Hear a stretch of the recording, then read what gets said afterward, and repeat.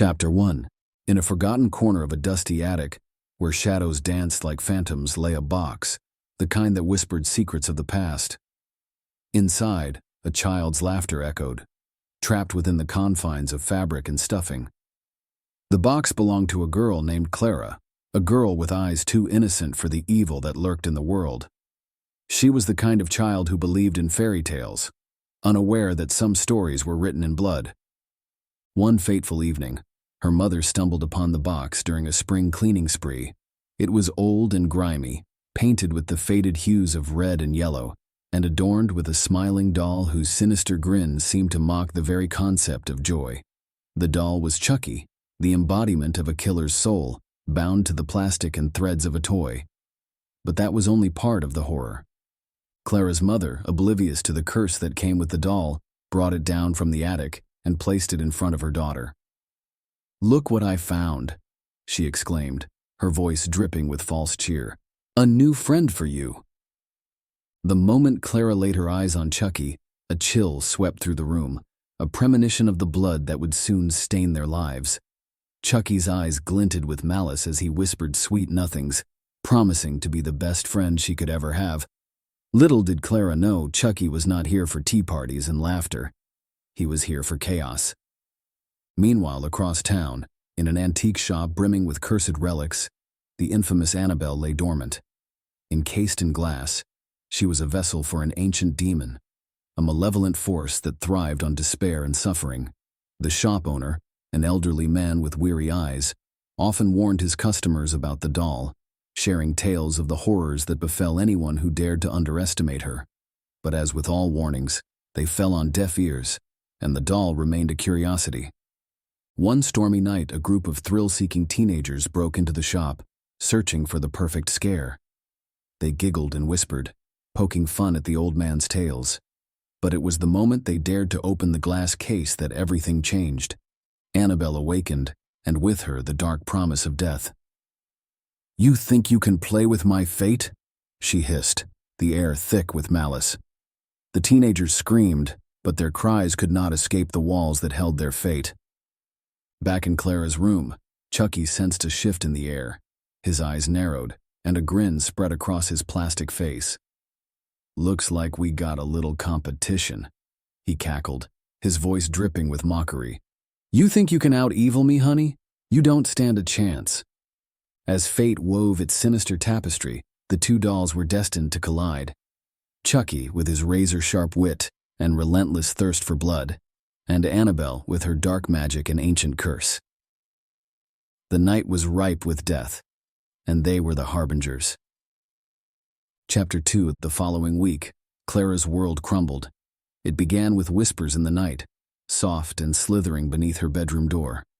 "Clara," Chucky called, his voice like the softest silk, "come play with me." It was no longer just a game, it was a beckoning into the abyss. When Clara hesitated, Chucky's tone darkened. "You don't want to make me angry, do you? I can show you fun like you've never seen." Clara's heart raced. The innocence of childhood was stripped away, revealing the monster lurking beneath the surface. She felt a pull, something dark and consuming, dragging her closer to the edge. As she played with Chucky, she felt the world around her twist into a nightmare. Meanwhile, Annabelle had set her sights on the same prey. The teenagers who dared disturb her slumber soon discovered the price of their folly. One by one, they succumbed to her dark influence, their screams echoing in the night, merging with the shadows. "You think you're brave?" Annabelle taunted as she feasted on their fear. "You're all just pawns in my game." The two dolls, unaware of each other's presence, were on a collision course.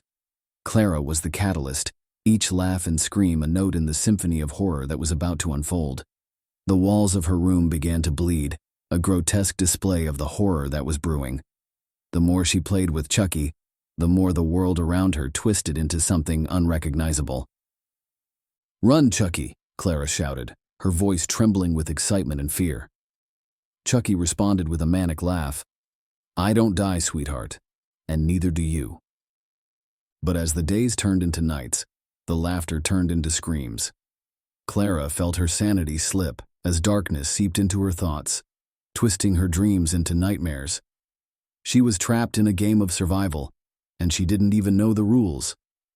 Chapter 3. The night came when the dolls finally faced off. Clara's room, once a sanctuary, transformed into a battleground. Chucky and Annabelle stood toe-to-toe, their malevolence palpable in the air. "Let's see who lasts longer," Chucky sneered, brandishing a knife that gleamed with the promise of blood.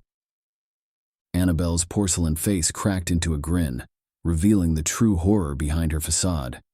"You're just a child's plaything, Chucky. I was forged in darkness. Your games mean nothing to me." With a swift motion, Chucky lunged, but Annabelle was quicker. Her laughter rang like the chime of a death knell as the shadows around her twisted, consuming the very essence of light. Clara watched in horror as the two entities clashed, each blow resonating with the weight of their curses. The air thickened with the smell of blood and the echoes of despair. She realized too late that she was no longer a mere spectator. She was the prize in this unholy contest. As the battle raged on, Clara found herself caught in the crossfire. "Help me!" she screamed, her voice cracking under the weight of terror. But the dolls were too consumed by their own hatred to notice. They were bound to their curses, and so was she. In the end, it was a brutal stalemate. Chucky lay motionless, his plastic body contorted in unnatural angles, while Annabelle's eyes burned with the remnants of her dark energy. Both were defeated, yet unyielding, their curses entwined with Clara's fate. The room fell silent save for Clara's ragged breathing. She realized that the true horror was not in the dolls' battle, but in the realization that she was trapped, forever bound to their malevolence. The last remnants of her childhood innocence vanished as the walls whispered her name, a chilling reminder of the darkness that had consumed her. Clara was no longer a child. She was a pawn in a game of nightmares, and the dolls would never let her escape. The attic door slammed shut, sealing her fate, and in the darkness, the laughter of Chucky and Annabelle echoed, a haunting melody that promised suffering for eternity.